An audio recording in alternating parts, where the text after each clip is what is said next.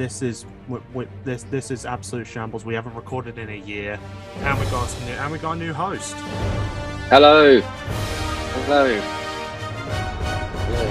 Yeah. So yeah. Jesse, you gonna say something? That means that. Hello. Hello, and then nothing said. Just so funny. We are keeping this in, by the way. We're back. I'm Michael. That's Jess, and we got a new host, Xavi. Please introduce yourself. Hello there. My name's Xavier. I'm friends with Michael and Jess here. I'm a film and media nerd, and I'm very grateful to have joined this podcast. For a while now, I've always, wanted to. I've had people like friends of mine tell me, do a podcast or join one, and joining the group of friends that include Michael and Jess here. They very kindly invited me onto the show and to be a part of it, which I'm really grateful for. So again, massive thank you to you guys. My favorite film, I'm going to say favorite films. I specifically have many different favorite films, but they're all from different genres. So, favorite international film or true story film. But if someone really did have to ask me, it's a tie between the original Star Wars and Empire Strikes Back. I can't pull them two apart. They're both great in their own regard. And I've been interested in film ever since I was a child. Being introduced to Star Wars for the first time was just amazing. And over time, I, was just watching a lot of random, Star Wars and superheroes until I had the opportunity to take film as a GCSE option. And I was really happy I did, because it introduces you to more mature films, more different films that you wouldn't normally expect to watch in your spare time. And over time with my dad as well, he, introduced me to some, other films as well when I was the appropriate age. I say that when I watched Predator, the original, when I was like 13, 14. But anyway, and when it comes to the film industry, I have three main roles I really love, and those roles are director, cinematography, and editing. I love cinematography specifically because I love it how anyone has the opportunity to evoke so much emotion on the screen with the use of color, or as well as the use of the angle, or the focus, or things like that. And I think that as a filmmaker, it's just a really powerful tool to, lift up your story. And I love editing as well, because when you edit, you can get that satisfying click when something just, in your brain just goes, boom, there you go. And then it really gets your blood pumping, it gives you so much enthusiasm. It's a really powerful, use. I mean, just use of, editing. You can just do so much with it. And, that's why I love film, to be honest with you. I've only made 2 of my own personal short films, but for me, it's all about just how much can you have the audience relate to your character and the story, because I just think that film can just be so powerful and just so incredible. But for me, it's just about making it as powerful as you possibly can and putting your story onto the screen. That's all that matters at the end of the day, as well as, if people love your film, incredible. But if they don't, you can learn from it. I mean, I think film generally is such a powerful form of media. Like, you've got so many other forms, but I think film is the most powerful, and it can speak to people, literally. It's its own language, for sure. I agree, Jess. I mean, the first film I did was a black and white film. But then my second film was just a very colorful film, which had no dialogue, but it was all visual in the storytelling. And when it comes to my style, I would love to just, have some time to, give script writing a go, because I would love to get into that and create things. But yeah, I would just say, if you have just a powerful image on screen, a lot of the times I look at images and just say to myself, damn, imagine that on the big screen, and then it just gives me goosebumps. So that's why it keeps me going, keeps me getting out of bed every day. We're very glad to have someone that is this devoted. Yeah. With that being said, Jess, do you want to start with our first topic of discussion? Yeah, so actually it really kind of fits in with what Zavi was just saying. But yeah, so film has an impact on the screen, but it also can have an impact on stage. Like recently, back on the 13th of September 2021, the musical Back to the Future was released, and I recently went to see it the other week. And it was very exciting because I'd never really seen a movie turned into a musical like this one. Like this was totally different to anything I'd seen before. I'm a massive musicals fan, and I love stage stuff. But this, I had no idea what to expect, really. I'd seen all three movies, obviously based on Back to the Future. It's just an incredible trilogy. I literally could not imagine what this musical was going to be like. And I went and saw it, and it absolutely blew my mind. Like, they had the DeLorean there, like they used an actual car as well for that. So that was pretty amazing. I thought it would just be some sort of cardboard cutout or something. That's awesome. Yeah, no, you kind of start to expect things as soon as you get in the theatre. You start to be like, okay, this is gonna be really good, but I bet it's not like anything like the film. But this was like grabbing the film and chucking it in real life onto a stage.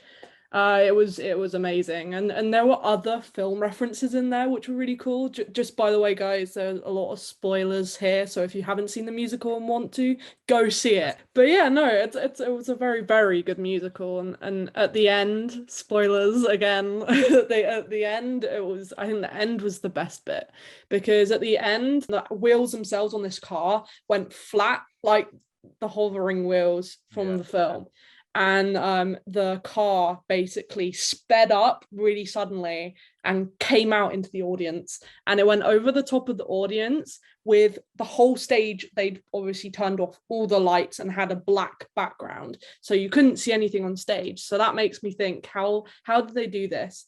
Because basically as soon as it was over the top of the audience, it fully flipped 360. The car went whole upside down, and these two actors were in there as well. They were in the car. So it was insane. I had no idea how they were coping with it because it was upside down. This car can't have had like any strings or anything attached, because how would it spin if it had strings? Like how does that physically work? So what I'm thinking is they had it on an arm, but that would have taken ages to attach. I swear this happened within the space of like 5 seconds, maybe less. So yeah, it just kind of sped out into the audience and then flipped over and did this whole turn, and the actors were waving at everyone, and I was in the upper circle, so we were really steep, and I'm really scared of heights, so it was horrible looking over. But that was the one bit I was happy to kind of look over the edge and see the car over the stalls area. It was absolutely incredible. I will never forget the experience, and yeah, I don't know, it left me speechless. It was amazing. I actually got a bit emotional towards the end because I'm a big music fan as well. So the orchestra and everything with the music got me really excited, and just it made me so emotional to know that they'd been able to create something so incredible. And they also had the little comedy elements that they'd added. They had like Star Wars references. So when Biff and Marty had a fight in the school, they got out these two like lightsabers to each other. That's awesome. Yeah, best experience in a long time, I have to say. But yeah, that was Back to the Future the musical. It's probably going to be a very quick topic because I don't know if anyone really cares, but Chainsaw Man, the very, very, very, very, very, very, very popular manga by Tatsuki Fujimoto, has now finally gotten an anime adaptation on Crunchyroll. First episode came out on Tuesday. I have read the manga. I have not watched the series. I have not watched the episode yet, but the opening is fire, and I do highly recommend it. So basically, the story revolves around this guy named was it Denji? Yeah, it's Denji, who is basically he's a guy, he's in a lot of debt, mostly because of his father, and he basically has to he essentially has to pay back his debt to the mafia by killing what are known as devils, who are the physical embodiments of people's fears. And Denji ends up trying to kill the zombie devil. Spoilers for the first volume or so of Chainsaw Man, because this is pretty much the establishment of the story. He gets killed by the zombie devil, but then his pet Pochita, who is a dog with a chainsaw poking out of his head, fuses with Denji to basically bring him back to life, but also leaves him with a ripcord hanging out of his chest that if he pulls it, then he becomes the titular Chainsaw Man, a guy with a chainsaw for a head and chainsaws coming out of his hands. He's then employed into the devil hunting agency by a mysterious woman known as Makima, and the story goes from there. He's given a new purpose in life. Awesome. It's very gory, sometimes sexual.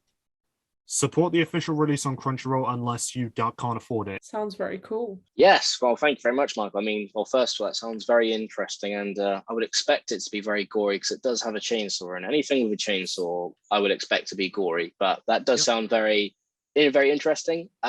Well, the show I would like to talk about quickly on this segment is Aaaand. So Aaaand is the newest Star Wars show that's been added to Disney Plus, and my thoughts on it is that it's incredible. So I've seen a lot of people kind of not giving it time to progress, because I mean, all the other Star Wars shows like Kenobi and Book of Boba Fett, they were very different when it came to the structure. I've heard nothing but praise for the series. Yeah, no. It's an incredible show, but I'm saying like a lot of people haven't been given it the chance to, because there hasn't been too much action that's happened. To be completely honest with you, again, this isn't big spoilers, but there's a big action set piece in episode 3, and then the next one is in episode 6. So that is quite a long-ish wait, but it gives you so much time they introduce so many characters and they give you time to really care about them. And what I love about this show is that the visual effects are amazing. For me personally, I thought the Book of Boba Fett and the Kenobi visual effects, I don't know why, I didn't think they looked as good. I felt they kind of looked a bit fan-made-y and cheap, which is a shame because the Mandalorian, looked incredible, and they introduced that technology with Greg Fraser that they used on the Batman and the Mandalorian. I wanted to also just say that I think that the grittiness of the show is what I've always wanted to see from a Star Wars project. I've always loved the idea of thinking about, the grungy side of Star Wars, the lower levels of Coruscant, or, stuff like this. And it does have a very Blade Runner-esque feel to it, and it's definitely mature. It implies certain things that we have never seen in any Star Wars property. But what I love as well is the subtle use of the iconography of all the Star Wars, of the Star Wars universe. And big spoilers, well, not big spoilers here, but we're 6 episodes in and we haven't properly seen a Stormtrooper. We've seen a Stormtrooper on a wide shot, but we haven't seen a Stormtrooper, in a mid shot or close up, or, a lot of them all together. We've seen actual Imperial humans. And what I mean by that is the armor they're wearing, you can actually see their face, which I think is really powerful as well, because you can tell that they're scared. But then with the Stormtroopers, they're all wearing the same outfit and they're intimidating as hell. And then what I really love specifically from Aldani, so that was the mission that has been built up for so long for episode 6. We briefly see TIE fighters, but they remind me very much of the shark from Jaws. You literally get to just see them briefly, as well as you hear their loud, the loud echoes of of them flying by, and it's so intimidating, as well as in episode 6, we get to see them in full action. And I have to say, it has one of the most gorgeous set pieces and shots and everything I've seen in a Star Wars property. It was incredible, and it was everything I wanted it to be. Again, what they're doing with the show, I'm really impressed with, because I did like Rogue One. It's my favorite film of all the Disney era stuff. But again, like, I can understand, I wasn't excited for Andor, to be completely honest with you. But when I started to see some of the visual effects and started to see how grounded it was, as well as the subtle use and everything with the iconography, and not relying on Jedis and not relying on iconic characters, because let's face it, the Book of Boba Fett and Kenobi had so much hype to live up to. That was the problem with those two shows, and it's very tough for the filmmakers to do that. Yeah, I think Kenobi and Book of Boba Fett have the same issue that I do think a lot of we're going to get into this more proper once you've finished, but a lot of what the MCU is having with. But again, we'll get into that, because that is a whole rabbit hole that we've got to delve down there. Exactly. But I also do want to mention about Andor quickly, is just how it just kind of slipped my mind. Oh gosh, that's annoying. Oh yes. Oh no, the tone of the show is what I wanted the tone to be for Kenobi and Book of Boba Fett, because Andor is a very dark show, and personally, one thing I really didn't like about Kenobi was the tone. I felt like it didn't click for me, because the Kenobi show is meant to be taking place during the dark times, when all the Empire reigning, everything like this. And it was such a shame, because you had that dark moment with Darth Vader and stuff. You had a couple of great moments, and it was just a shame that they couldn't just hold it together. But with Andor, they kept it very consistent.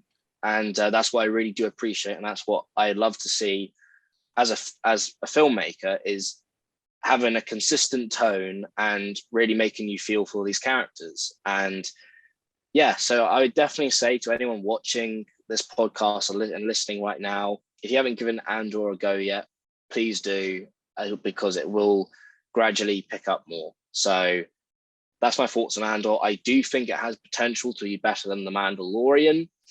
That may be quite controversial. Right. So at this point, we're currently halfway through the season, and I have to say, I really do love it. So I would recommend it to anyone. But yeah, I think it has potential to be one of the best pieces of Star Wars media out there. I think I'm gonna have to give it more of a go then. Jess, as a Star Wars fan, and I know you are as well, I think you'll actually love it, and eventually you will appreciate the slow burn of the other 2 episodes before that. And I also do want to quickly mention one fact. So the Scottish leader, this is a very funny fact. Again, this isn't really spoilers for Andor or the Batman, but he plays the soldier in Andor, and he gets to say the first S-bomb, the ship bomb in all of Star Wars. That's the first ship bomb we've ever heard. That was something. Yeah, I did. And even more funny, this is really funny, he said the first F-bomb in a Batman film, because he plays the commissioner, and he says the F-bomb, and it's brilliant. I play. Damn. That's very so cool. That's a very interesting fact. So this guy, Alex Burns, got to say the first F-bomb in the live action Batman film, and he got to say the first S-bomb in any Star Wars project as well, when it comes to live action and animation. So he's a very lucky guy. Good on him indeed. That's my little rant there. Expanding the horizons for swearing. But I loved Stellan Skarsgård. They used bastard quite a lot as well so far in their show. But yeah, loved it. Didn't Stellan Skarsgård also play the crazy old man in the Thor films? Yes, he did. He played. I thought his name. The one who ran around naked at Stonehenge in Dark World, the one we don't talk about. I've only watched Dark World once, and that was when I was 14, and I never wanted to watch it ever again. So good segue into exactly my next topic of discussion: the MCU. It's gotten stale. I'm sure everyone agrees that the MCU And nowadays, it's leaving a lot to be desired. A lot of it comes down to the issue of quantity over quality. And more recently, we've had, in my eyes, very good news in that Blade, a much anticipated film, has had its pre-production put on pause. They've essentially, as you may have heard in Bolt, they've put a pin in it, and they're leaving it for now until they've got a new director and a new script, because they had to scrap the whole script. And because Blade has been put on hold, they have delayed a lot of films. Basically, everything from Blade onwards has been delayed. And in my eyes, that is a good thing, because it gives them more time to actually make it good quality, which they're gonna need it, because Love and Thunder. Oh, not even the volume could save it. Yeah, we'll talk a bit more about some visual effects later. But I think, Jess, you're talking about She-Hulk later, and that's had a lot of backlash about its VFX. But yeah, essentially, they need to give it more time. They need to actually respect their VFX companies, because Marvel's also been under a lot of backlash because of apparently abusing their VFX companies and underpaying and overworking them.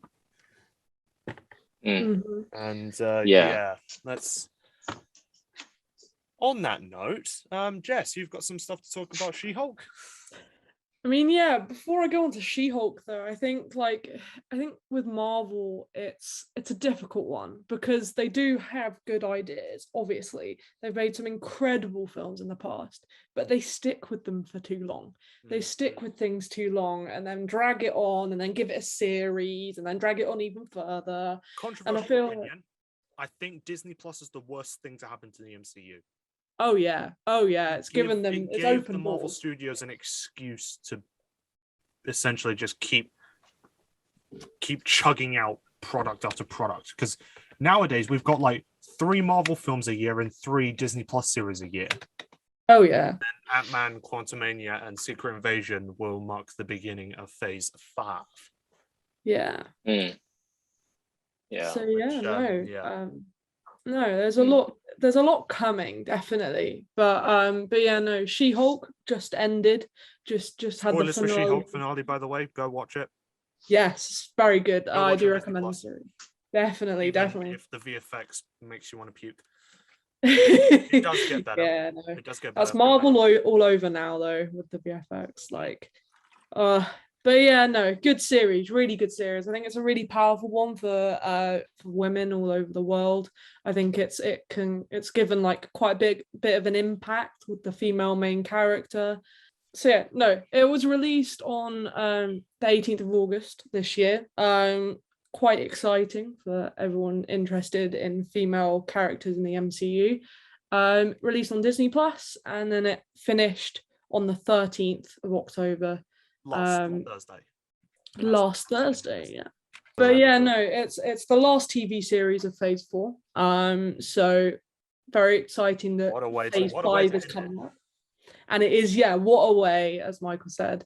Definitely a very good way of ending the series. They did what She-Hulk was always supposed to do. They Hulk smashed the fourth wall.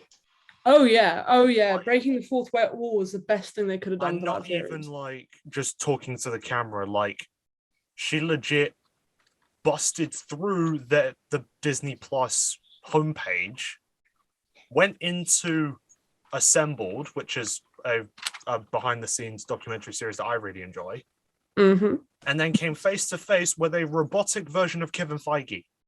Yeah. I think that ending was something else. Of them have a discussion, essentially addressing all of the problems that I have with the MCU. I think the series itself is a different breed. So yeah, I think it's very good that they've done that, and I think it adds to the impact it's had for women. As a series, it allows women to relate to an extent. They added the extra element of She-Hulk being a lawyer, which is great. I love that. Lawyer show. Because it's kind of, I guess, a more human thing for the character. The character still had that human side. They kept that throughout. Yeah, a lot of it came down to the acting as well. Tatiana Maslany, who plays Jennifer Walters, is a very good actor. If anyone's seen Orphan Black on Netflix, they will know what I mean. Tatiana Maslany is a very good actress. And I think she is perfect as Jennifer Walters. And I think a lot of the comedy does land. Oh yeah, definitely. She's a very, very good actress. I don't understand that. Yeah, and She-Hulk. I mean, I think it was very cool. She pulled it off very well. It was very funny, very inspiring. Definitely introduces a lot of stuff as well. Oh yeah, for sure. Keeps Wong in the circulation because Wong has to appear in everything. D23 also happened. D23 is Marvel's sort of convention. I say convention, it's open to very few people, as far as I know, where they revealed a bunch of stuff, including the team for the upcoming film Thunderbolts, which then the Thunderbolts team is essentially Marvel's version of the Suicide Squad, and consists of Yelena Belova, aka the Black Widow, the new Black Widow, Sebastian Stan as White Wolf, aka Bucky Barnes. Yelena Belova being played by Florence Pugh, very good actress. We've got Red Guardian, played by David Harbour. Dave Harbour, who's played the police officer in Stranger Things. Also consists of Ghost from Ant-Man and the Wasp and Taskmaster from Black Widow. A very, I think, wasted villain. I'm not going to touch on that too much. I was very disappointed with how they handled Taskmaster. Sacha Baron Cohen has been rumored to play Eric Voss's favorite demon, Mephisto in I remember. Oh gosh, that brings me back to the days of WandaVision. I literally remember all of the YouTubers out there who break everything down was just talking about nothing but Mephisto. And then heavy spoilers and, people like that. I mean, it's Mephisto. Oh, it's Mephisto. Exactly. Mephisto was in the comics. The MCU was its own thing. Yeah, but if that is true, that will be very funny, to be completely honest with you. I mean, Sacha Baron Cohen's just very, funny actor. I'm hoping that much like how that he does take this somewhat seriously, because I'm sure he interested in seeing Sacha Baron Cohen take on a more serious role. I think he has done some more serious roles. He did a film for Netflix, something to do with politicians and about protesters, and that got nominated, I swear, for the Oscars. So I think he has it in him. But as well, I mean, I've heard rumors. One I'm kind of excited about. I swear, Anthony Starr, who plays the incredible Homelander in The Boys, is meant to be playing the villain in Blade. He is better. Exactly. But oh gosh, you bringing up Mephisto really just brings back the days, because, well, my opinions on the MCU, that kind of segues nicely. So I've always been a fan of the MCU ever since a young age. I remember I loved Iron Man 2, and I remember watching Assemble in the cinema and everyone at school the next day talking about it and saying about the Hulk smash and things like that. It was a really fun time, and I loved it when Disney released, the MCU released, was it 3 or 2 Marvel films a year, because it did kind of feel like a holiday for me personally as a fan. It was really nice. And then obviously we had Endgame and everything happened. And then even after Endgame, I remember, I think I bought Far From Home, on Blu-ray, and I just never got around to watching it. For me, I gave the Disney Plus shows a go. I watched WandaVision. I've heard a lot of people, praise it and things. And if you guys do love WandaVision, I respect everyone's opinions. For me personally, I I appreciate the filmmaking element with all this, like doing all the sitcom stuff, but I think with Marvel, I didn't really connect, and as well as there was some really bad visual effects choices, and I do like Wanda and Vision together, but I'm not as connected to them as other fans are. And then Falcon and the Winter Soldier was my most anticipated show because I love Sebastian Stan and Anthony Mackie's incredible chemistry on screen together. It's just like a buddy cop film, and it's just they're so brilliant. And I loved John Walker playing. John Walker was brilliant, but then even that just fell flat. I feel like Falcon and the Winter Soldier and Black Panther: Wakanda Forever are in a very similar sort of ballpark in terms of their films being about legacy. Because in Falcon and the Winter Soldier, it was all about Sam Wilson taking on the mantle of Captain America, and in Wakanda Forever, it's all about who's going to take over after T'Challa's passing, which I'm very interested to see how they handle that. Yeah, it is going to be interesting, but I've got the cast up. Wyatt Russell, who played the US agent, son of Kurt Russell, who played Star-Lord's father. I forgot. Yes, I forgot to mention it because US he's agent. so forgettable. No, he's not. I think US Agent was one of the standouts of the show. He deserved more screen time. And I know, but he was an entertaining arsehole. The show was forgettable. One thing as well, the only positive from the show for me was Daniel Bruhl, who is one of my favorite actors in general, because he's in my favorite true story film, Rush. In a franchise of wasted talent, Daniel Bruhl was not wasted. Yes, I'm hoping that he is the villain for Thunderbolts. Possibly. Because in the comics, Zemo is the leader of the Thunderbolts, and well, he's not that for the Thunderbolts in the MCU. So I'm hoping that he is at least included, maybe as the villain, but I'm not sure. Yeah, I think it's a wasted opportunity that Abomination and Zemo aren't in the Thunderbolts. I mean, that makes no sense to me personally. And then I was watching What If halfway through, and then I just got bored of it. Moon Knight came out, which did interest me. I watched the first episode and I haven't got back to it. Yeah, I didn't watch Miss Marvel, and then with She-Hulk, I heard Daredevil was coming back, and I haven't watched the original Netflix Daredevil show, which I know is a crime. Yeah, as I said, I would love to watch the Daredevil show, and even when Matt Murdock turned up in No Way Home, I was actually really excited to see him. And I want to know a fun story involving Charlie Cox and Daredevil in No Way Home. Apparently, Charlie Cox went to the cinemas to watch No Way Home, and his appearance, nobody cheered, and he was there in person in the cinema. Nobody cheered when he came onto screen. That's a bit sad. I feel bad for the guy, but he is. Charlie Cox is a national gem, though. Yeah.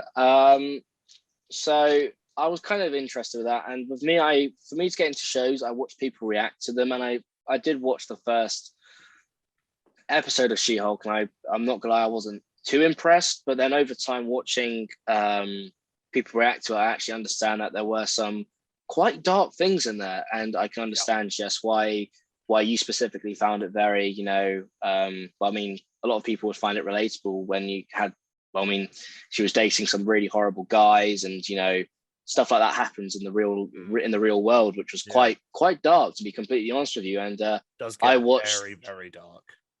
Yeah, and I respect them for that, because it's a mature subject to talk about. I watched someone react to. I know what happens in the finale, and that did really impress me. I can't lie.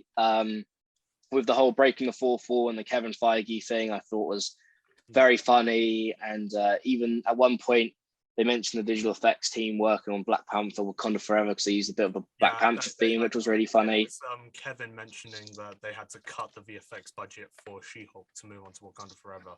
Exactly. That was very clever. But for me, there's only one Marvel film I'm excited for, which we'll talk about later. But other than that, for me, with me and Marvel, it's all just been very generic. It's been, as we've talked about, more quantity over quality. And and I know, Michael, you talked about the delays being a good thing. I personally, I can understand why people think that, but I would also be a bit concerned because with Blade specifically, there's been so many reports coming out that the script is thin. And as a fan, yeah, that's a concern because it shows that they're running out of ideas when, again, the discussion later we're talking about is DC versus Marvel. But I think as a fan of Marvel, that kind of worries me. Again, the one film I'm excited for, I do have a lot of faith and trust in. But I'm not a Marvel hater by any means. I do, still have a love for the original, films before, Phase 4. I like No Way Home, Iron Man, Love and Thunder. Still have a very special place in my heart. Love and Thunder, really, unfortunately, I was really disappointed by. Really wanted to enjoy Love and Thunder, mostly because A, it's a Thor film, and B, Christian Bale as Gore, very wasted villain. Yeah. And for me, No Way Home, it was the first half of the film was a generic Marvel film. But then as soon as Aunt May dies, for me, that's when it truly becomes a Spider-Man film. And I really did enjoy that film. Don't get me wrong, but I still think that they should have introduced everyone a lot sooner. But I don't want to go on a side tangent. And there's also rumors coming out that apparently the next Spider-Man film is going to deal with the aftermath of Daredevil Born Again. Nice. And it being a lot more of a street level film, which I'm mostly looking for, which I am looking forward to because, Spider-Man's been involved in a lot of really big stuff, which is not exactly Spider-Man. Spider-Man is a street level hero. He is a street level hero by default. And I think him having a film where he is tackling street level villains, which I forgot who was rumored to be featuring in it, but having him team up with Daredevil in a more street level film is something that I'm looking forward to because the stakes have been placed very, very high. Like the world being at stake and stuff like that. And it's just after a certain point, I don't really care. That's why I really liked Iron Man 3 because it placed the stakes a lot more personal. We skipped out on probably one of the biggest series, which was one about a certain trickster god. Going into Loki, that was my least anticipated show, but I was really impressed with that. I think some of the visual effects were good, and the story was really interesting, and I loved the music in it. I think that was really, really clever. And then I loved, Morbius. He was brilliant. And then I love classic Loki, played by Richard E. Grant, who's also the villain in Logan. He was awesome. But Jess, what's the big news on Loki season 2? Oh, wow. I mean, it's very exciting. Wow. We don't know much yet because they are still currently filming. But there have been releases of behind the scenes pictures and footage. So we got some pictures of Sylvie. So Sylvie's obviously coming back of her new suit. So we heard from the D23 footage that was revealed that apparently Sylvie's now working at McDonald's. Yeah, people had taken pictures of her outside McDonald's, and they were saying her new suit is so much like the old 70s McDonald's outfit. So that's going to be a bit interesting to see what they do with that. I'm not quite sure where they're going with that one, but it could be really funny. Let's wait and see. Let's not kind of rush too ahead of ourselves with that one. I don't know. I don't know. It's a weird addition, but obviously they're going to do something funny with it because we know it exists.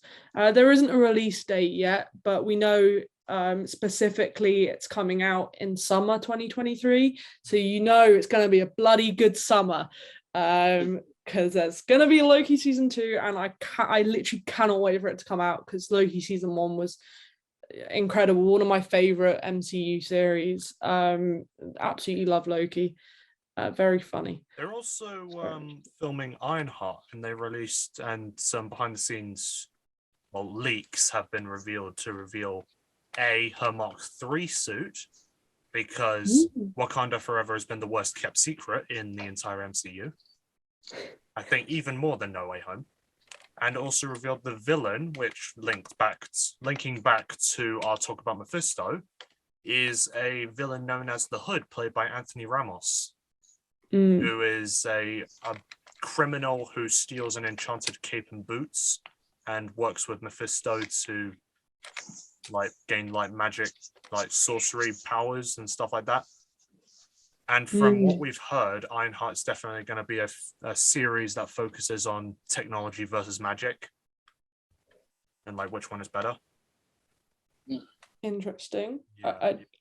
I can see that taking complete fall. I think that I don't know, just something about that concept sounds like it's not going to go well. But it could go really well. You have no idea when it comes to that kind of thing.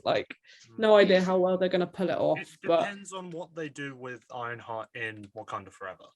Because that's where we're first going to see her. And yeah, like I said, worst kept secret in the MCU.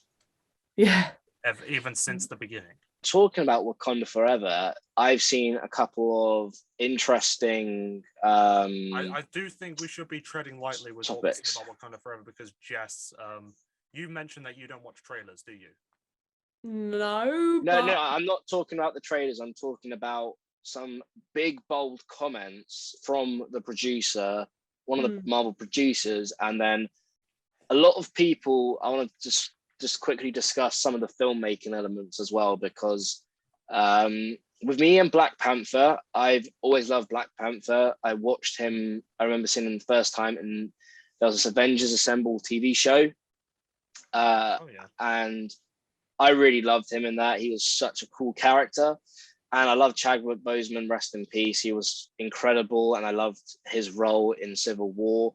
And I did like Black Panther, don't get me wrong, but I think that some of the things that kind of let me down was the third act with some of the visual effects, because it wasn't anyone in a proper suit. It was all CGI, when in Civil War, that was an actual person doing, the stuff in a suit. And I can understand why it means so much to many people on a cultural level, and I respect that and everything. And I do love Black Panther, but it's not one of my personal favorite MCU films. But I saw a point that I wanted to screenshot, and people are saying that Wakanda Forever, it looks like an actual film. And you can put that into, your own perspective, your own points, but I still think that some of the CGI does look a little bit iffy in the trailer. I was going off about that on Discord with a few friends of mine. I was like, ugh. But I mean, I'm kind of excited for this film. The second trailer was good, and I do love the use of the powerful music in the trailer. I think that was a really good choice. But now this is another big thing with Black Panther. Marvel producer compares Black Panther 2 to The Godfather. Now, I haven't seen the Godfather films. I know. I'm not a true film fan. I've been meaning to watch The Godfather, mostly because it was a very... Yes, it's regarded as one of the best films of all time. But I'm very, very optimistic, because that is a big statement to compare a Marvel film... To compare a Marvel film to a cultural, well, no, not cultural, like a 1970s gangster mob film. Exactly. Yes. And that is that's very bold. I mean, Martin Scorsese would not be very happy to hear that. Martin Scorsese's not happy with a lot of things. That's the whole That is true. That is true. But I'm still very optimistic for this film. And I'm not super excited for it. I always have love for Black Panther and Chadwick Boseman himself, but as a Marvel fan, I'm only excited for one film, and I'm kind of building this up quite a lot. But I want to first off let Jess and Michael say their thoughts and opinions on, the Black Panther 2 literally being a month away and things. So then we can go into the exciting one. for me. You were mentioning the third act, and it reminded me of a point that I really wanted to make in regards to the MCU being stale, in that the MCU is full of wasted talent and wasted characters. And I've been mentioning this all the time, with the fact that the most pissed I've been about wasted talent was Mads Mikkelsen in Doctor Strange. I couldn't agree any more with you. Actor, I love him. Such a crap villain. Me and my family, just want to quickly say, we named our dog Mads after Mads Mikkelsen because we love him so much. Like, he's just so good. Yeah, but Cute. like Mads Mikkelsen was wasted. James Spader did the best he could with Ultron in an ultimately meh movie. The only characters that I would say were not wasted in terms of them being villains were Tony Leung as Wenwu in Shang-Chi. I thought that was a very good villain. It was ultimately like very, very human. He brought like a humanity towards him, being a guy who just wants to have his wife back and have like a happy family again. Like he laid down all this power and conquest to be able to start a family, and then that was stripped away from him, and he's now lashing out of just grief. I think I can see Xavier shaking his head as he disagrees with me. I'm terribly sorry, Michael. I mean, no disrespect. I mean, with Shang-Chi, I agree. Is that his name? Wenwu? Is that his name? Yeah. Wenwu. He was a great villain. I agree. He had, a very personal story, and that's what I think is so important. Villains deserve time to have their arcs and, their reasons to why the way they are, and the more relatable they are, the more, you feel towards them. But with me and Shang-Chi, the third act just completely bottled it on every single cylinder, and I think it could have had a way more personal ending, and it really didn't need all of the visual effects. It was all of a sudden for me, literally Shang-Chi was a martial arts Marvel action film, and then all of a sudden the third act, it feels like bloody Narnia and Lord of the Rings all of a sudden.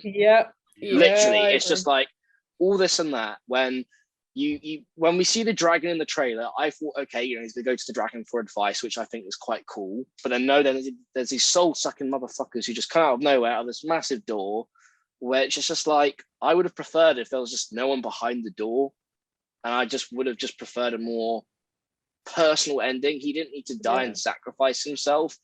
That's the thing with Marvel for me. They always have to go to the dramatic CGI, bombastic, this was something ending. That was commented on in She-Hulk. She-Hulk commented on the massive CGI fight at the end. But for me, it really loses it, because that film had the unique bus fight as well as the skyscraper fight, which we haven't really seen in a Marvel film, which I really do respect. But it just came out of nowhere, and I respect your opinions on the villain. And the director for Shang-Chi is going to come back to direct Kang Dynasty. Yep. So that's gonna be interesting. Who directed the Black Panther? Be interesting to see how much CGI he puts. Or Secret Wars, not Secret Invasion. Secret Invasion is something different. Yeah, those visual effects artists are going to be very busy. But anyway, Jess, what's your opinion when it comes to Black Panther 2 now? I mean, it's interesting, the whole Godfather thing. Like, I've seen The Godfather, and I don't know, everyone's going to hate me for this. Really unpopular opinion. I hated it. I thought it was really boring. I get why it's powerful. When I watched it, I was a bit young to understand everything, like every little thing about it. But I just... Since you were that young when you went into it, it might be good to rewatch it with a fresh perspective. Yeah, oh, definitely. I would definitely do a rewatch. I don't have any grounds to talk because I haven't seen it, so yeah. Yeah, I mean, it would definitely be good to do a rewatch, just to see if I understand things better or I see it in a different light now. But at the same time, I'm really I've not really talked about it or touched on it at all in my life since, because I didn't like it then. And it's put me off doing a rewatch. because as I mentioned earlier, if I'm correct, you don't like watching trailers. So I'm very curious as to what you have seen when it comes to Wakanda Forever. Not much. Yeah. I've seen posts and things and kind of statements people have been making. And it's interesting. I don't watch trailers because I want everything to be a surprise.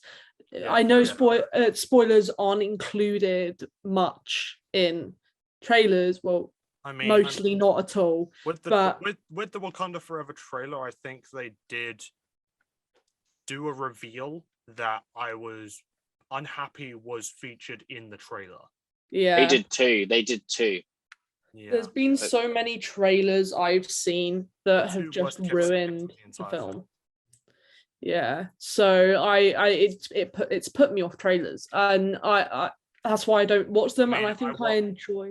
I'm kind of inclined to watch trailers. That's Yeah, that's I totally get why people enjoy trailers and why people love to watch trailers, and I love the music behind the pace, and just I love how trailers work. I love them so much.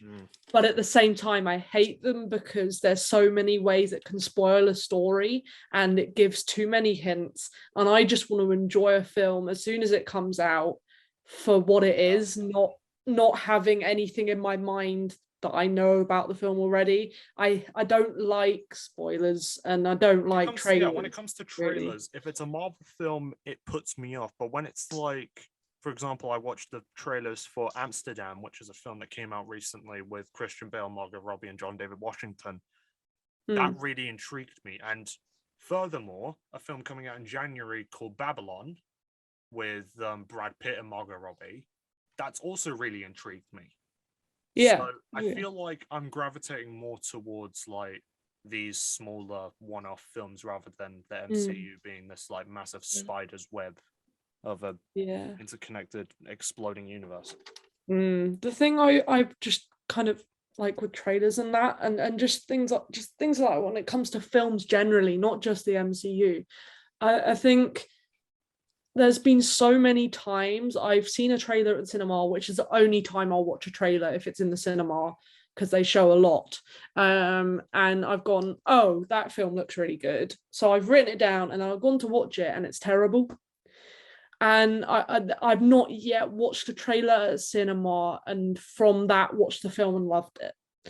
Like there's I get where you're coming from with the fact that trailers do give away a lot, and that's the problem I have with the Wakanda Forever trailer. It gave away a lot of the important plot points. Yeah, I think having a raw view of the film is so important, whatever film it is. And trailers just take that away. I think you've got in your mind, oh, when's that coming up? Oh, I saw that in the trailer. Wonder when that's gonna happen, kind of thing. It's that's why I don't like trailers really. But back to Wakanda Forever. Like, I think it looks great, but there's potential for it to do terribly. And that's what I'm worried about. I'm worried they're gonna ruin it. It really depends on it depends on how they handle the situation they find themselves in. With the fact that they've got to handle the passing of Chadwick Boseman and how they're going to handle the character of T'Challa now that the actor's not there to play him. And I have heard that because there's been this whole like Twitter campaign for recasting T'Challa rather than having the character die. And I think Marvel did come out and say that the reason they haven't recast T'Challa is because it is too soon. Yeah. And they want Wakanda Forever to celebrate him. And definitely. And then with the whole multiverse shenanigans and stuff like that with how Marvel is now, then they can consider replacing him. Yeah. I mean, replace is a very harsh term. More like recast. Yeah. I just hope they make this film more personal and a good homage to Chadwick, because otherwise it just, I don't know, it's going too heavy-handed on the CGI can really ruin something, as we saw at the end of Shang-Chi. Like, I totally agree with what you were saying, Zabby, on that one. But for me, with Thor: Love and Thunder, that had so many bad CGI shots throughout the entire film. The only good bit of visual effects, and the only scene I did like in that film when it came to action, was when they were in the Shadow Realm. That's it. That's literally it. Yeah. But I do understand. I want to quickly just talk about go back to your point about the trailers. Yes, that's completely fair and valid, because I mean, specifically, I want to mention the Halloween franchise. Every trailer, like what I remember, Halloween 2018 and Kills showed everything, and I mean everything. And it's a shame. I do agree with you, but I think trailers can actually give a lot of hype. And one trailer off the top of my mind for me that actually didn't show a lot was the first teaser for the Batman, which I thought which was, for me, I was blown away due to the tone of the trailer, the music, and then the reason why I say I think it was really good that obviously people need to see it is because all the hate towards Robert Pattinson, which he doesn't deserve, because even though he did those Twilight films, you got to use your brain and think that that's not his fault. If you were, like approached to be in a film for some money, you would take it. And it's the script writers and the director you should not be happy with. It's not him. Yeah. And he's been in many films recently, like The Lighthouse. Robert Pattinson has been on a sort of like climb back into popularity, because I think ever since like Harry Potter and Twilight, he sort of disappeared and started doing a lot more like independent films. And then he sort of started climbing back with like The Lighthouse and Tenet, and then now more recently the Batman. Yeah, and I think, I remember watching Tenet specifically just to see Robert Pattinson in a suit because of, Bruce Wayne vibes. And in your opinion, I absolutely loved Tenet. I liked it. It was a good cinematic experience, but I was actually the only one in the cinema. I had the whole screen one to myself at view. And it was so weird, but so fun. Yeah, I can imagine how it was really fun. But yeah, with that film, that trailer, that really silenced the Robert Pattinson haters. Because again, no spoilers, you have this one scene and you literally, it's just goosebumps galore. And that, I feel like that's why I love, trailers. Joker, for example, they did trailers very well. And then Star Wars: The Force Awakens, I think it was the final trailer. Say what you want about the film, but that's one of my favorite trailers of all time. Same with Logan. They really set the tone, and I love the use of proper music. So obviously in the Batman, they used Something in the Way. Joker, they had Smile. And then with Logan, they had Johnny Cash, which, really builds the atmosphere, at least from someone who loves the trailers. But I agree with you, Jess. We do have too many trailers these days, which just show way too much. So I understand that. When they start going past the teasers, that's when they start like spilling too much. Because when teasers are made just for the hype. And then when they start getting into actual trailers, that's when they start like revealing too much. I feel like if you have a teaser trailer, stick with that. And then, because teaser trailers reveal the least, because that's what they're made to do. Yeah, they're made to spark that hype. I agree. But again, talking about sparking hype, Hugh Jackman is returning to play Wolverine one more time for Deadpool 3. And all I can say, I want to quickly say this, I kid you not. So I collect action figures because I just love having representations of characters I love on my shelf. I kid you not, I literally had my Hugh Jackman Wolverine figure and my Deadpool figure the other day just on display. And then a day later, Ryan Reynolds posted a video, which I thought at first was a joke. I didn't take it any seriously. Then when I saw the reports confirming that Hugh Jackman is back, I lost my shit. I cannot wait for this film because it's gonna be bloody. It's gonna be very funny. I rewatched Deadpool 1 and 2 recently, and Ryan Reynolds is spot on, perfect for Deadpool.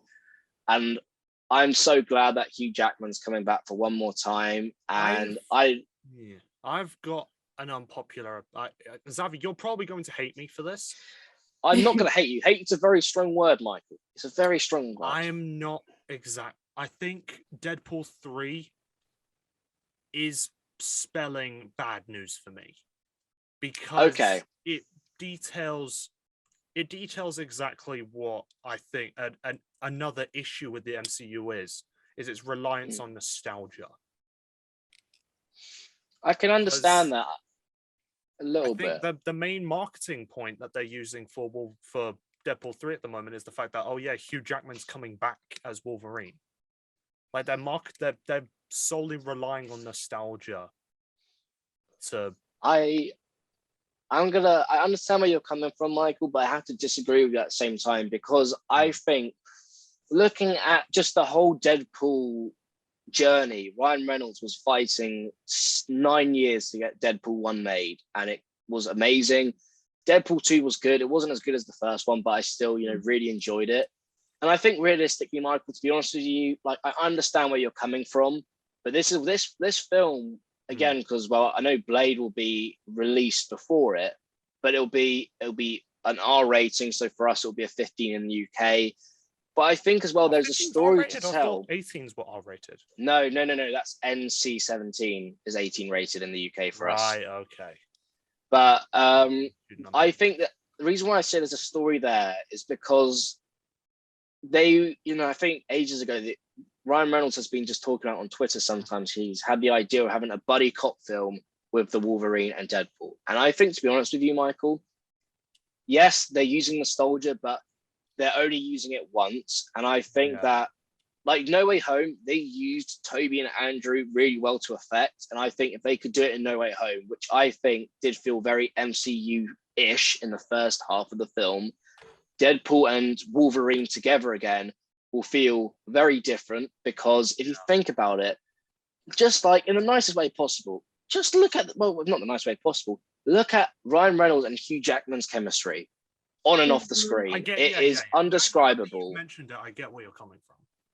And I think, as I said, there's a story there. They have one of the directors from Stranger Things as well, who's directing the film. And it's good. Because I think there was a photo of all three of them.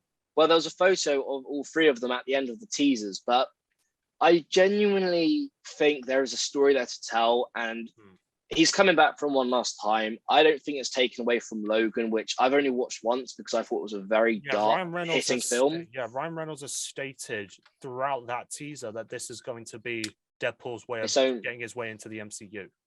Yes, exactly. But what I'm very excited about, I feel like if they ever do a Deadpool 4, I want to see them do Deadpool kills the Marvel Universe. I think that will be have it as a very its own separate thing. Have it be its own self-contained thing. But then I think you could do that in a What If show. I think that's when it'll be the most easiest to achieve, because on a give them a series at that point. Now that you've mentioned it, What If, that's a series would make sense. What If, but I genuinely, as I said, I'm incredibly excited for that, and I really hope we see.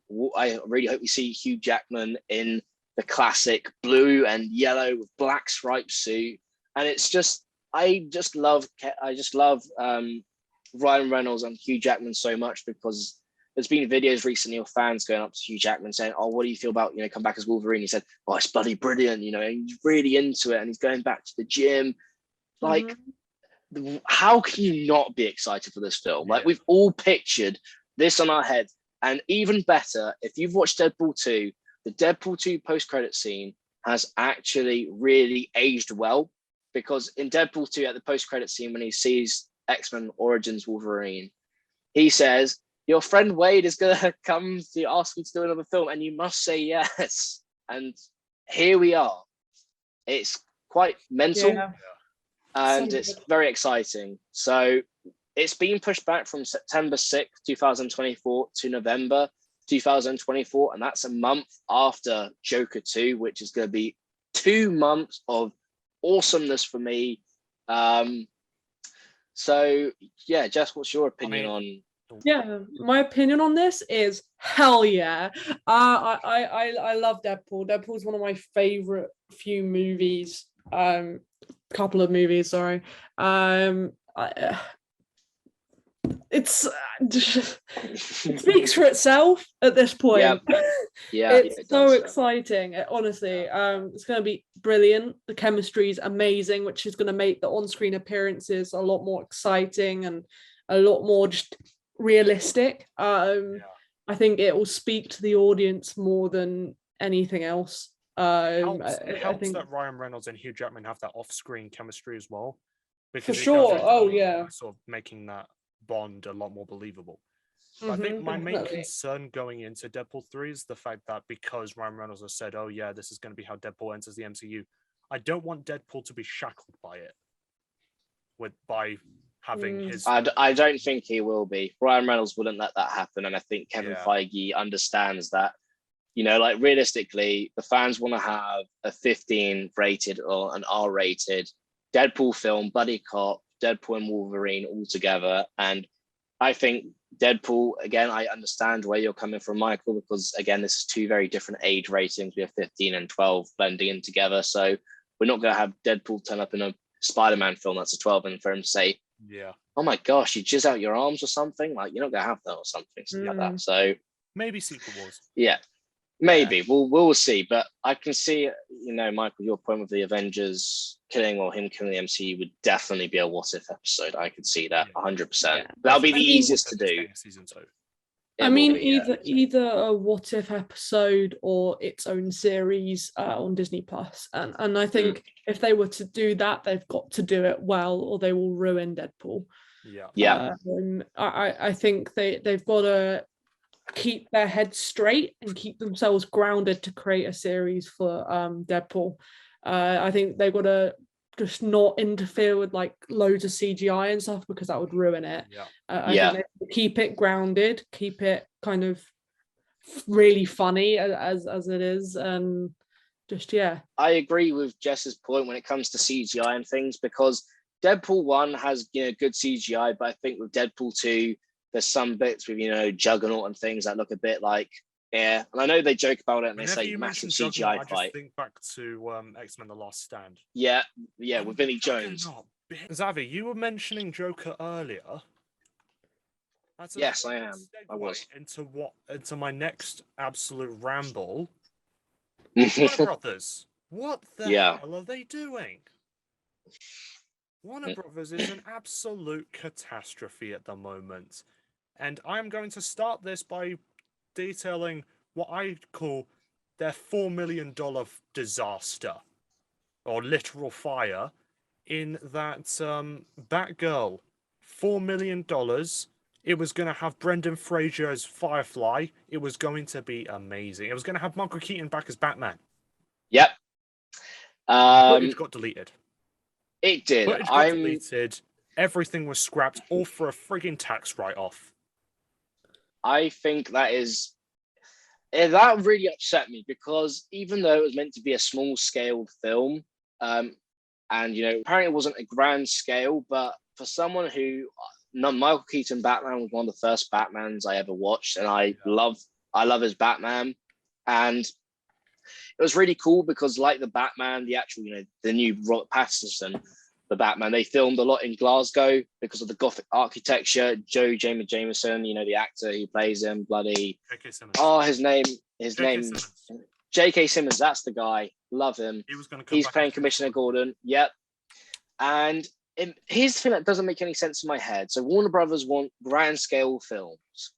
So they cut Batgirl, yet Blue Beetle's still a film. I'm happy Blue Beetle's still there.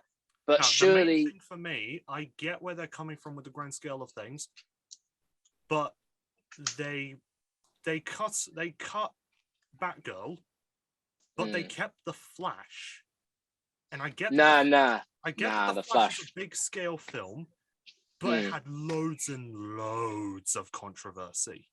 Here's the thing with the Flash, right? Him.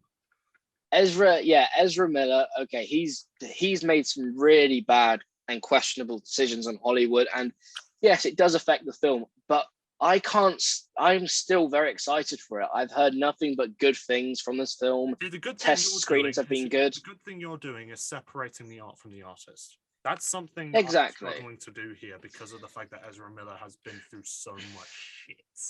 I understand that, but then even like here's the positive. We've got Michael Keaton returning again, which I'm just so happy about. Ben Affleck's going to be in it, and there are rumors about because it's still up in the air, but that's going to be another thing I want to talk about. Rumors. Ben Affleck's also coming back in Aquaman. Well, no, it's confirmed because Warner Brother. Johnny Depp would call it Aquaman. Because I remember Jason Momoa, they had a video of like a Warner Brothers tour, and Ben Affleck was seen, and then Jason Momoa was like filming it and said, "Well, guess not. A better guess. Everyone fucking knows now." No, and then it's just so great. Jason Momoa put on Instagram a selfie of him and Ben Affleck together on set. That was such a lovely selfie. Saying, oh, yeah. I love that. But apparently, the only reason they did the Ben Affleck thing in Aquaman was dependent on how the Flash was going to. I've heard the opposite, my friend. I've heard Ben Affleck is potentially interested in coming back, and originally it was meant to be Keaton's Batman at the end of Aquaman 2, because Aquaman 2 was meant to come out before the Flash, but obviously it's all changed. Yeah. So I think there's a chance Ben Affleck, it's not Lick. Yeah. He will come back as Batman. I would love to see that, but I think when it comes to going back to Batgirl, it's just such a shame because here in the UK it was actually meant to come out in cinema. Yeah. Some cinema chains actually had it, listed, and Brandon Fraser, who I haven't watched any of his films, but I do remember, seeing, like, when you buy a film and then trailers come out before you watch the actual film on DVD. The thing is, seeing his trailers for The Mummy and things. Yeah, when it comes to Brandon Fraser, I think him as Firefly, that's a shame because that would have been. But I think Brendan Fraser still had a very, very good comeback with his appearance in The Whale. I'm really excited for that, and I would actually love to see that in cinema. That was a very, very he had I don't know how long his standing ovation was, but it was apparently really, really long. It was 7 or 8 minutes. No, but that shows he cares. But then again, talking out way earlier on in this episode, that's why I would love to see more films, like independent films like The Whale, become more popular in cinema chains. And I think that could be a chance because there is Oscar buzz around that, because he may be in contention with Elvis, with Austin Butler for the lead actor. But with Batgirl in itself, as just someone who loves films, granted, I like Batgirl, but obviously, I'm not too invested in the character.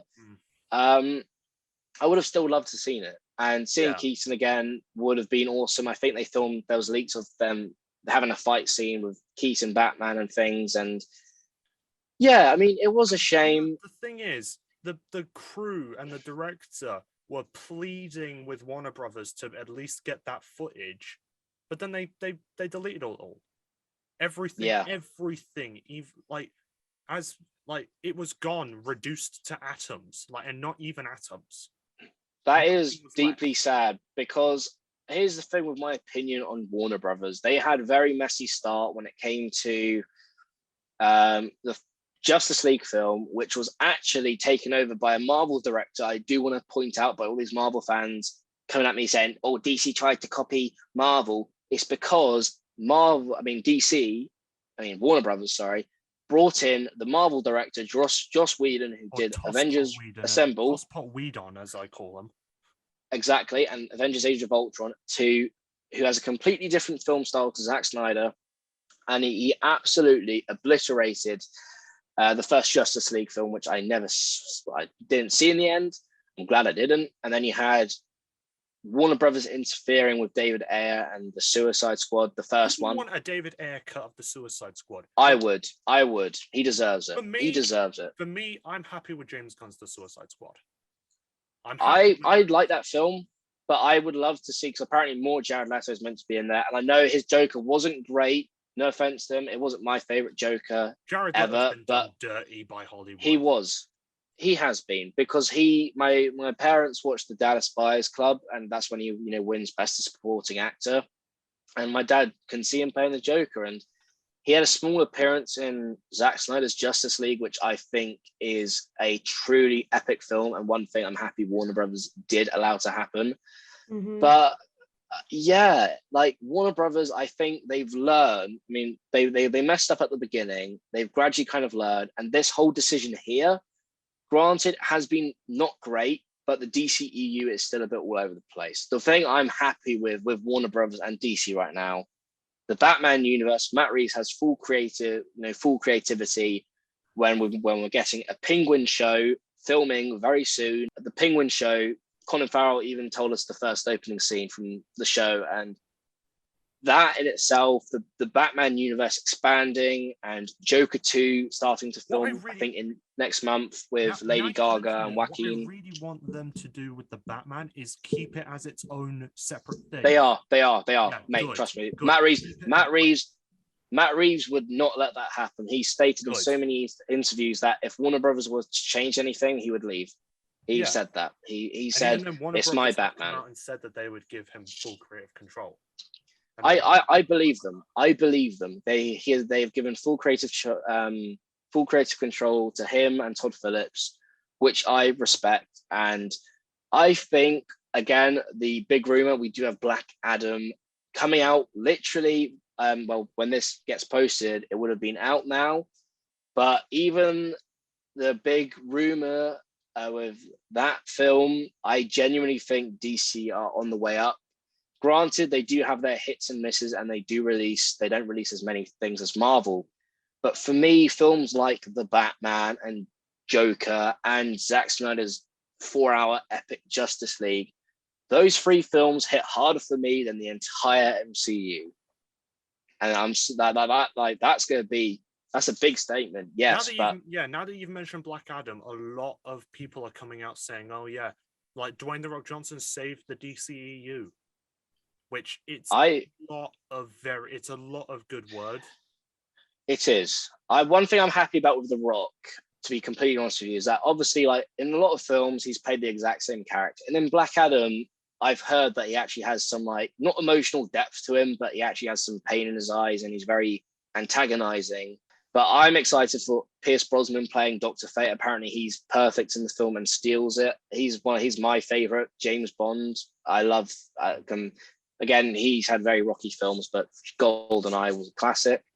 But one thing I respect Dwayne The Rock Johnson for is actually him listening to the fans, because that's what you need as a company, and that's what you need as filmmakers. You want to be giving these superheroes the chance to have their chance on the big screen. And I'm not expecting Black Adam to be the best DC film ever. But I'm expecting it to be, a quick-paced, brutal, superhero film with Black Adam in, and I'm excited for that. And going on to the rumor again, I think this is confirmed because there was a clip leaked on Instagram. I did avoid it. That Henry Cavill apparently is back as Superman, which I am very happy for, because there's been so many rumors, with Henry Cavill and Warner Brothers having contract issues. Tried to destroy him, but he comes back from the ashes of working on The Witcher. Exactly, but I think, I heard as well, with Henry Cavill, another comment, a lot of people want him to play James Bond. He's a very expensive actor now. He's an established actor. When you're an established actor, you ask for more money. But that's just incredible that Henry Cavill's coming back, because it's been up in the air for so long. And then I think if Ben Affleck comes back, who I've actually really grown to appreciate Zack Snyder's Man of Steel, which I thought was a decent Superman film, as well as Ben Affleck's Batman. I would love to see, them back, because if you guys haven't watched Zack Snyder's Justice League, I would highly recommend it. It's a 4-hour film, yes, but it flies by, and it is so good. I think the way that they the way that they broke it up into, I believe they did different chapters. Yeah, they did 6 chapters. For me, it feels like more of a mini-series. Like they turned it. Yeah. They basically turned it into a 6-part miniseries. Agreed. And some of the visual effects in DC films can be questionable as well. But I thought in Zack Snyder's Justice League, some of the CGI was actually really good, because I know Zack Snyder, especially in Man of Steel, there were a couple of points when there was an overuse of CGI. And yeah, I mean, I was really happy from a filmmaker's point of view, because he got to come back and release his film after Warner Brothers have treated him awfully, and he went through that horrible thing with his daughter. So I'm glad he got to release his vision. So I think, granted, DC have had that mess with Batgirl, which I thought wasn't needed. But I think when it comes to the future, I can see DC, at least for me, I'm way more excited for the DC films than Marvel properties. But Jess, I know you haven't watched the Batman film, but that's okay. What's your opinions and experiences with DC? And do you think there's a chance is there any like films with DC that excites you, like Joker 2 or things like that intrigue you? If I'm totally honest with you, my experience with DC is very minute. Very. It's a problem. That's okay. I think as a kid, I was kind of grew up with Spider-Man mainly. And then I've seen like Superman once. And then kind of Batman, I think I saw part of or something at some point. It's in my memory, but I can't remember. I was so young. And and then I was just kind of thrown into Marvel, and that was just a roller coaster. That just happened. Yep. And I've just not really watched anything DC other than I watched one of the seasons from The Flash, which I enjoyed. Oh, that's CW. That's CW. That's the. Is it? I haven't. It's a whole other. Yeah, I haven't watched any of those TV shows. I thought that was DC. That's fun. Okay. What is DC? It's just CW is its own using DC characters, which is its own. Oh yeah. Okay. Brand. Yeah. Fair. But yeah, no, I've seen The Flash, which is just I say because the closest I've kind of got to properly watching DC, I guess. The only other thing I've seen is Suicide Squad, and I hated it. So the new one or the old one? The old one. I haven't seen the new ones specifically because I hated the old one. I love the music in it, but other than that, terrible film. Absolutely terrible. Give the new one a shot because of the fact that James Gunn really. Now I say this as someone who hasn't watched the full film yet, but I've seen essentially like 80% of it through clips and stuff. With the Suicide Squad films, I think with the first Suicide Squad film, that actually had a lot of potential. I love the first 30 minutes of the film when they used music to kind of introduce the characters. Like my two favorite characters from that film was Deadshot, played by the slapping good actor himself, Will Smith, and then we have Margot Robbie as well, who's just born to play Harley Quinn. Yeah. And then when it got all like with the villain being Enchantress, I just told myself, what the fuck is this movie? Seriously, literally, I don't know what happened with it. And then with the new Suicide Squad, I love the creative freedom that James Gunn had. I loved Ratcatcher, Polka Dot Man, King Shark was funny. I thought it was a fun film, don't get me wrong, but I don't think it was like balls to the walls, like incredible. At least for me, I would probably still give it like a 7.5 out of 10, which is still good, don't get me wrong. But for me, I did feel like don't get me wrong, good film, but not one of my favorites. But I respect Warner Brothers for giving James Gunn freedom. Suicide Squad, I think, because of two characters you didn't mention, Bloodsport and Peacemaker, I really like their chemistry and their competitive nature. Further on, they released the HBO Max Peacemaker series show, where John Cena gets to really give it. I think don't get me wrong, I like John Cena was good and Idris was good, but I think for me the standouts just were I love Ratcatcher for the emotional side of the story. Idris Elba is he's a good actor, but he kind of plays the same characters if you think about it, and I can see your point.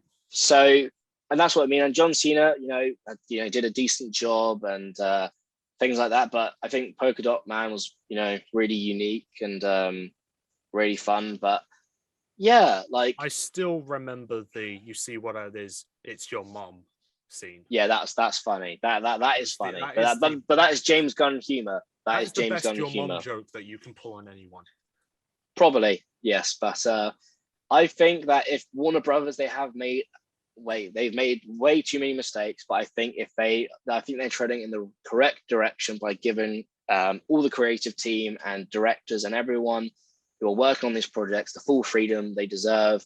I think that DC films definitely have at least more weight to them than Marvel films. Sorry. Yeah, that's okay. On the note of Warner Brothers going in the right direction, I think when you say giving the creators more creative freedom, same can be said for something that I think me and Jess both really enjoyed up until the last scene, The Sandman on Netflix. It was absolutely amazing. Although I will be completely honest, I've only watched up until halfway through episode 6. I have been meaning to get back to it. Absolutely loved it. I think at one point it was like Netflix's most popular series ever. Yeah, it was. Yeah. Oh wow, that's incredible. Like Tom Sturridge was absolutely amazing. A good actor, yeah. Olivia Colman, who played Joanna Constantine. Yeah, that's really good. Yeah. But to close off this statement, I think I know your answer, Jess, because of more experience. But what do you prefer, DC or Marvel? So Jess, you could go first. Kind of obvious, isn't it? I've not really seen anything. Okay, so Jess is an automatic win to Marvel. Michael, what's your opinion? And I think you're going to be very interesting because I think you kind of sit in the middle. Yeah, for me, I'm sat in the middle because I was like a hardcore Marvel fan. I was a very big Marvel fan. Yeah. But especially after my my little rant about how the MCU's gone stale, aside from a few gems, I'm starting to stray more towards DC. Although at the moment I'm sat in the ballpark of neither. Okay. Especially since I'm looking forward to more films such as Babylon and Amsterdam. Okay, fair enough. So then you're half then. So you're half a point to each, which I don't think. Okay, well we make the rules here. So then I'm pretty obvious. I'm DC, so it's a tie. Ooh. I really need to watch DC because clearly you really do. You do. Vote for him. Start with them. Start with the Snyder Cut. Start yourself. No. She needs to start. She needs to start with Man of Steel, BVS, Ultimate Cut, then Justice League 4-hour cut. Where do I watch these things though? That's the thing with DC. Man of Steel is on Netflix. I've seen that. Yeah, so like some stuff, it's all over the place. It's scattered amongst the internet. Yes, Snyder I've seen is on Sky's streaming service, Now TV. Yep. Which is also where they dumped the Peacemaker series. Yep. Literally dumped. That's quite. I'm gonna have to get. I say that because a lot of the HBO Max series, such as House of the Dragon, but yeah, that's been put onto Now TV. A lot of other HBO Max stuff has been put onto Now TV, which is Sky's like streaming service. That's good. But no, Jess, worst case scenario, I have Blu-rays of all these films. So do you have a Blu-ray player? Nice. Do you have a Blu-ray player? Have you got a PlayStation? Yes, I do. Yes. Okay, if you have a Blu-ray player, then I can give you lend you some of these films to watch. That's very kind. To help out. Thank you. No worries. Happy to help. Also Blu-ray players. Same with Xbox. Trust me to give them back. Don't worry. Don't worry. I trust you, and it's recorded here. So in case we do go to court of law, and if you steal my DVDs, we have this evidence here. Yeah. So. There we go. But where I said I'd sucked off. Better not steal them. No, we are complete. No, Michael, you threw yourself under that bus, my friend. We as a group, it's 2v1 here. Me and Jess, we want that in. I'm sorry, kind of like how Kevin Feige would want that in. So there we go. All right. Awesome. Well, yeah. Yeah. We're back. We're back. Yeah. Whoa. Whoa, pop, Woo woo. pop your champagne, all 10 people that are subscribed right now. Come on, subscribe, people. If you're watching this and you're not subscribed yet, please do so. And give it a like as well. Give it a like as well. And that helps with the algorithm. you can't forget to, smash that bell notification so you can get notified every time we post a brand new podcast episode. Yeah. Woohoo! Yeah. Awesome. All right. Well, and on with that being said, this has been the Production Meeting podcast. And well, meeting adjourned. Was that what they say? No. Goodbye, everyone. Bye-bye. Thank you for listening. Thank Bye. you. Bye.